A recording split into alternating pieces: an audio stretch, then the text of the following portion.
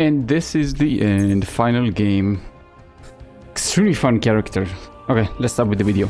Welcome back, boys and some girls. After doing my tier list, I wanted to get to know all the heroes on a deeper level to see if my first impression will actually last on each character. So this video obviously will be about Doctor Strange. I will do more later on. I played him for a day, only him, and this is what I realized or found out. First, let's start with the fact that Doctor Strange can be very annoying if he is on the attacking team, because he can set a portal at your door to the abyss. I tested it a few times, but I didn't do it since because it feels very scummy and unsportsmanlike. This is how it works. Okay, I'm gonna show you pretty fast because we have only 30 seconds. I want to show you how it's done. I'm gonna do it the same thing as I would do. Obviously, it's a custom game. I'm alone in the game. There is nobody here, but I want to show you how it's done. Around there, when there is like 20 seconds maybe left, around here, this is where I would do it. Open up the portal, reposition, just make sure it's over nowhere. Then you can just go into here and then you wait, right? You wait like this, make sure it's in the center of the door. 2. And open the portal. And now you can see the portal opened up right here, right? So people are rushing to the door, they will rush through the door and just fall into their death. This is what most Doctor Stranges do.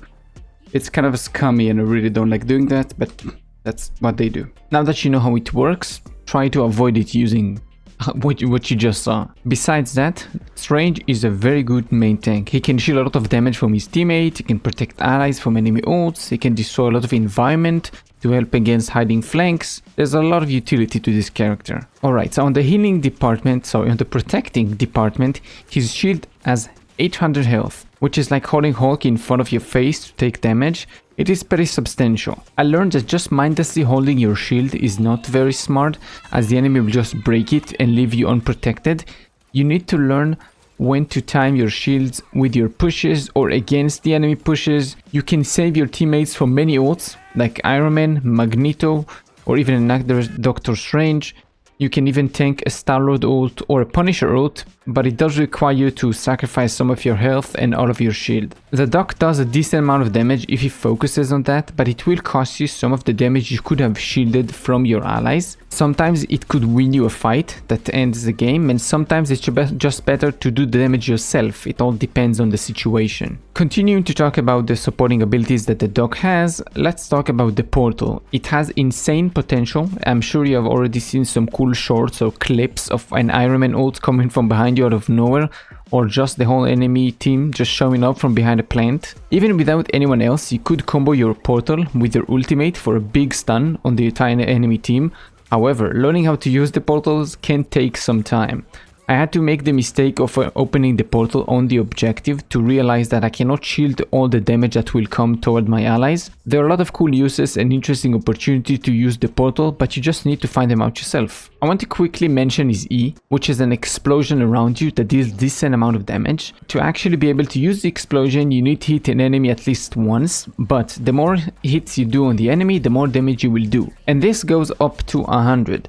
I'm not sure if it's 100 damage or 100 something in the meter, but basically more hits equals more damage. On top of the damage, you also get a great environmental destruction tool that can help you a lot to uncover enemy flank potential.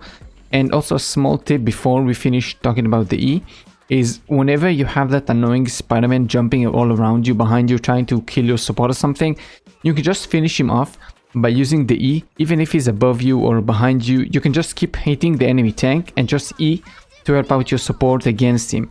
He will be also more aggressive because you're not even looking at him.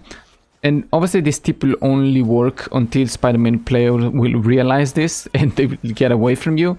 Or until then, use it. Oh, and also this works against Panther and the Wolf Boy and basically everyone who can just go behind you in your line. Now let's mention the ult and move on to playstyle. Doc's ult is a big area stun. It requires line of sight, but it won't affect things like Jeff Underwater or the Punisher mid ult.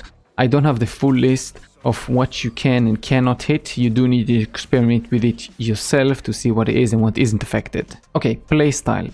So from my experience, you will always be the one to initiate a push, preferably with your shield open, be it through a portal or just a regular push. Sometimes it might be better to just stop doing damage to defend your supports and DPS. they will mostly be playing around you and they will defend you and help you doing damage, so it might be better to just let them do that. If there is no immediate danger to you or your teammate, you can just alternate between doing damage and having your shield open to allow an easy time for your healer to actually heal you, so the poor healer won't have to suffer a heart attack every 10 seconds. Always look for choke points and try to plug them with your shield and allies behind you, so the damage will only flow in one direction. But, this is a very big but, there is always a way to get behind you. Just look around yourself, always be aware. There is zero maps that has no ways to get behind you, even if it requires somebody to fly, even if it requires somebody to do some big jump. Somebody will get behind you and this will destroy your enemy lines, your ally lines behind you. It will just destroy your back lines. So be aware, don't just mindlessly hold the shield and wait for your teammates to do some damage. You do need to think and listen to what may be going on. Maybe somebody's flanking above you, behind you, around you, teleporting. There's a lot of stuff that can be done. Just be on the lookout. Another thing is, don't waste your portal at the start. I've seen many Doctor Strange do that. Don't waste your portal at the start to get to your objective faster. It has a cooldown. It doesn't matter. There is a wind-up period until you can capture the objective. So there's no need to just rush out of the portal, out of the base into the objective to capture it. It doesn't make any sense. Try to save it for whenever you have like another player that has an ult coming up, or whenever you have your ult coming up. Try to basically save it for times of need or when it actually makes sense to use. Something I forgot to mention is your passive. Whenever you take damage or deal damage, a meter goes up to 100. It's what we talked about when we talked about the E. When it reaches 100, you need to use your E. If you don't, you will get cursed with anti-healing, so you won't be able to get healed. Be sure to just look at it from time to time. It is in the middle of your screen at your crosshairs. Oh, and also don't slip on the melee attack. It hits everyone in a cone in front of you. It is pretty good. It can help you build up your meter pretty fast while you're doing an okay amount of damage. And you don't need to have anything in the magazine to use it. You can just constantly be doing melee damage. After you finish your magazine, if you still need to deal some damage, just continue doing melee until, well, you have time to reload. So yep, Doctor Strange is good. He deserves to be an S rank and is 100% viable in solo queue. Very fun character. I had a lot of fun time. Now it's time for me to move on to the next hero, which will probably be Cloak and Dagger. We'll see though. But that's gonna be it. I hope you enjoyed this one. If you did, thank you. If you didn't, let me know why so I can improve. Besides that, keep us safe and I'll see you in the next one. Bye bye.